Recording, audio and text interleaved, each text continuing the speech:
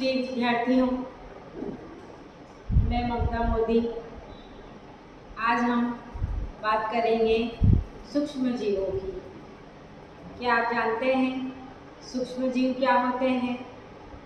बिल्कुल छोटे छोटे जीव, वो ही क्या कहलाते हैं?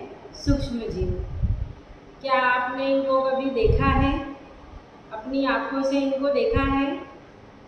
नहीं। इन सूक्ष्म जीवों को हम अपनी नग्न आँखों से नहीं देख सकते हैं। सूक्ष्म जीवों को देखने के लिए हमें माइक्रोस्कोप की आवश्यकता होती है या हैंड लेंस की आवश्यकता होती है।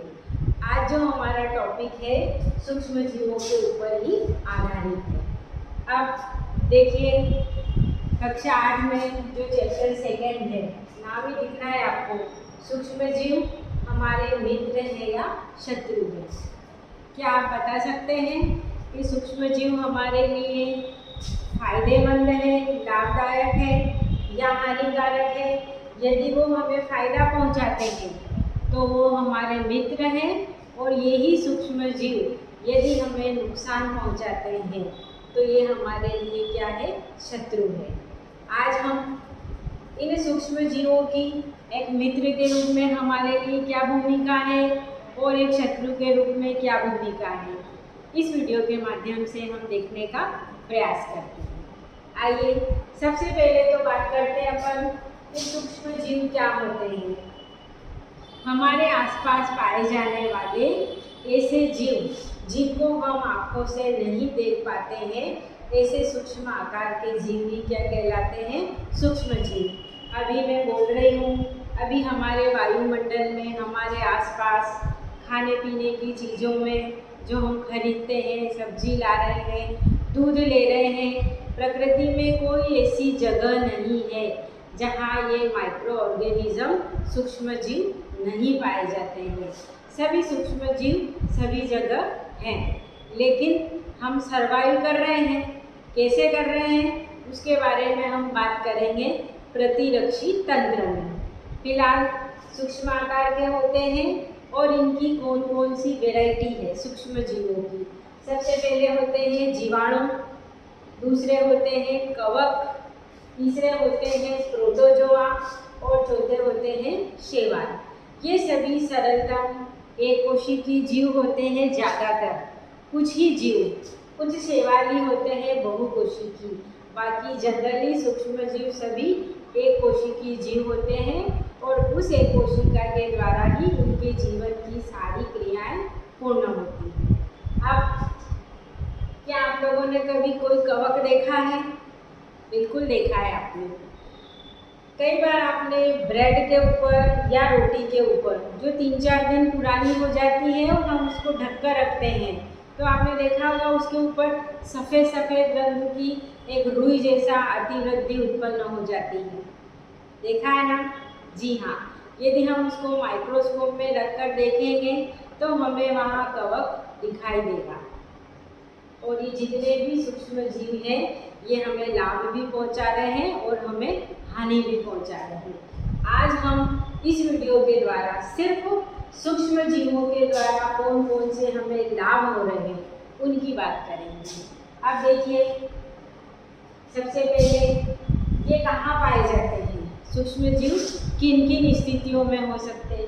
तो ये जितने भी जीव हैं ये अप्रतिम यानी ऐसी स्थानों पर पाए जा सकते हैं जहाँ पर सामान्य जीव जीवित नहीं रह सकता है। यानी इन सूक्ष्म जीवों को विषमतम परिस्थितियों का जीव भी कहा जाता है। देख सकते हो आप, ये बहुत अधिक ठंडे तापमान पर भी रह जाते हैं, बर्फ में भी जीवित रह जाते हैं, उच्च तापमान पर भी जीवित रह लेते हैं, मरुस्थलीय क्षेत्रों में जीवित रह जाते हैं, दलदल में जीवित रह लेते हैं, मनुष्यों के शरीर के अंदर जीवित रहते हैं, एक सूक्ष्म जीव दूसरे सूक्ष्म जीव के अंदर भी जीवित रह लेता है। यानी ये सभी विषमतम परिस्थितियों में पाए जाते हैं जहाँ सामान्य जीव सर्वाइव नहीं कर सकता है, जीवित नहीं रह सकता है। अब यहाँ देखो, आपको दिख रहा है कि जो अमीबा एक कोशिकीय जीव है और ये हमेशा कैसे पाया जाता है? सिंगल होता है, अकेला होता है। लेकिन जीवाणु और कवक जहाँ भी पाए जाते हैं या जब भी वृद्धि करते हैं, ये समूह के रूप में मीन्स कॉलोनी के रूप में पाए जाते हैं। अब देखो क्या लाभ होता है। अब सबसे पहले तो जीवाणु के द्वारा क्या होती है, अपघटन क्रिया होती है। अब ये अपघटन क्या होता है, आपने देखा होगा, हमारे घर में कोई चूहा मरा या गाय भैंस जो पालते हैं, कभी न कभी सभी जीवों की मृत्यु होती है। कुत्ते मरे हुए देखे होंगे आपने, तो हम क्या करते हैं, उनको बाहर फेंक देते हैं, या गाय जानवर जो भी मरा है उसको जंगल में फेंक आते हैं। ऐसे पृथ्वी के ऊपर लाखों जानवर रोज मरते हैं। कूड़ा कचरा सभी इकट्ठा हो रहा है। कुछ दिनों बाद हम देखते हैं कि वो मरा हुआ जीव वहाँ से बिल्कुल गायब हो जाता है। कूड़ा कचरा जो हमने ढेर बनाया था, धीरे धीरे वो क्या होता है, समाप्त हो जाता है। तो हमने तो बिल्कुल ढेर लगाया था कचरे का, या जंगल में जीव भी मरे, अब हम उनको कोई जलाने तो जा नहीं रहे, लेकिन कुछ दिनों बाद हम देखते हैं कि वहाँ पर कोई जीव नहीं है।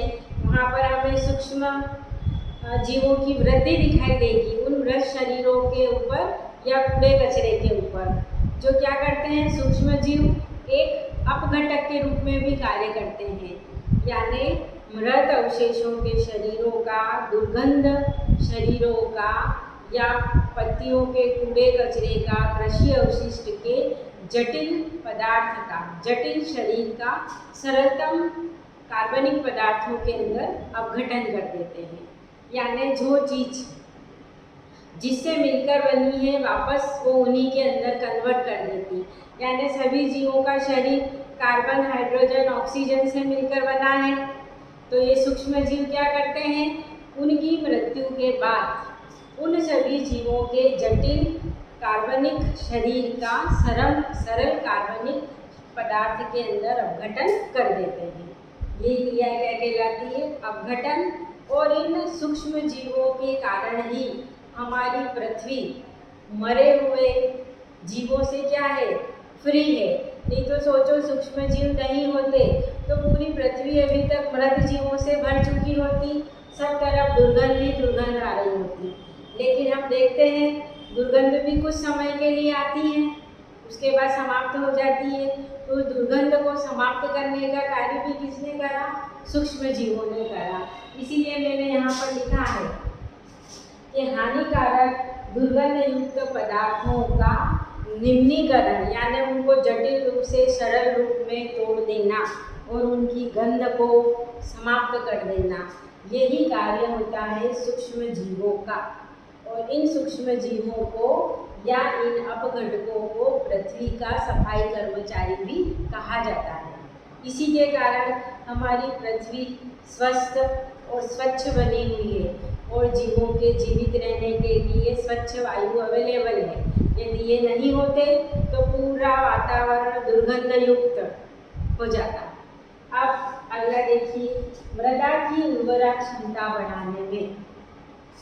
अब मिट्टी के अंदर कई सूक्ष्म जीव पाए जाते हैं और वो कॉलोनी में पाए जाते हैं, समूह में पाए जाते हैं। और इन सूक्ष्म जीवों के द्वारा क्या होता है, नाइट्रोजन का स्थिरीकरण होता है। ये वायुमंडलीय नाइट्रोजन को पौधों को ग्रहण करके देते हैं। इसके अलावा मिट्टी के अंदर ही केचुआ भी पाया जाता है। ये केचुआ क्या करता है, कृषि अवशिष्टों को, जो भी उनको वहाँ मिल रहा है, पत्तियाँ, खाद खाने के लिए, वो उनको खा लेते हैं और उनका अवशिष्ट पदार्थ मिट्टी में भुरभुरी खाद के रूप में नजर आता है। इसी को हम क्या कहते हैं, ह्यूमस। तो ह्यूमस निर्माण किसके द्वारा होता है, सूक्ष्म जीवों की सहायता से हो रहा है। और ये मुख्य रूप से ये कार्य कौन करते हैं, केचुए करते हैं। हालांकि केचुए सूक्ष्म जीव नहीं है, लेकिन मिट्टी की उर्वरा क्षमता जितने ज़्यादा उसमें सूक्ष्म जीव होंगे, और ये सूक्ष्म जीव हमारे मतलब मिट्टी के क्या होंगे, मित्र होंगे, क्योंकि इन्हीं के कारण क्या होगा, मिट्टी की उर्वरा क्षमता बढ़ जाएगी। नाइट्रोजन स्थिरीकरण हो रहा है पौधे नाइट्रोजन को ग्रहण करने में अक्षम होते हैं। लेग्यूमिनेसी कुल के पौधे, तो ये जो नाइट्रोजन को क्या करते हैं, नाइट्रेट और नाइट्राइट में परिवर्तित करके फलीदार पौधों को क्या करते हैं, उपलब्ध कराते हैं। और आपने नाम सुना ही होगा, राइजोबियम। यहाँ लिख रही हूँ मैं, ये राइजोबियम। ये राइजोबियम क्या होता है, फलीदार पौधों की जड़ों की गांठों में पाया जाता है और इसी के द्वारा क्या होता है, पौधे को नाइट्रोजन मिल जाती है। तो नाइट्रोजन स्थिरीकारी जीव कौन है, राइजोबियम है। इसके अलावा कुछ नील हरी शैवाल भी होती है। ये ब्लू ग्रीन एल्गी नील हरी शैवाल भी मिट्टी की फर्टिलिटी को क्या करती है, उर्वरा क्षमता को बढ़ाती है। इसके बाद अगला देखिए आप, हम दही, पनीर, चीज़, मक्खन, इन सब पदार्थों का सेवन करते हैं। क्या आपने कभी नोटिस किया है कि ये सारे जो पदार्थ हैं ये दूध से बने हुए हैं। तो दूध को दही में, दूध को पनीर में, दूध को मक्खन में, चीज़ में आखिर कौन बदल रहा है? तो ये काम भी किसकी सहायता से हो रहा है, सूक्ष्म जीवों की सहायता से हो रहा है। अब यहाँ लिखा मैंने अगला कि दूध को दही में कन्वर्ट करने वाला, परिवर्तित करने वाला जो एंजाइम होता है वो कौन होता है, लैक्टोबैसिलस लैक्टिसाइड। ये आपको याद रखना है। इस जीवाणु के द्वारा ही क्या होता है, दूध दही के अंदर परिवर्तित हो जाता है। आपने देखा होगा आपकी मम्मी को कई बार कि दूध के अंदर वो थोड़ा सा क्या करती है, जमावन मिलाते हैं। अब वो जमावन मतलब क्या है, जो जमाने के लिए मिला है, यानी दूध को दही में जमाने के लिए।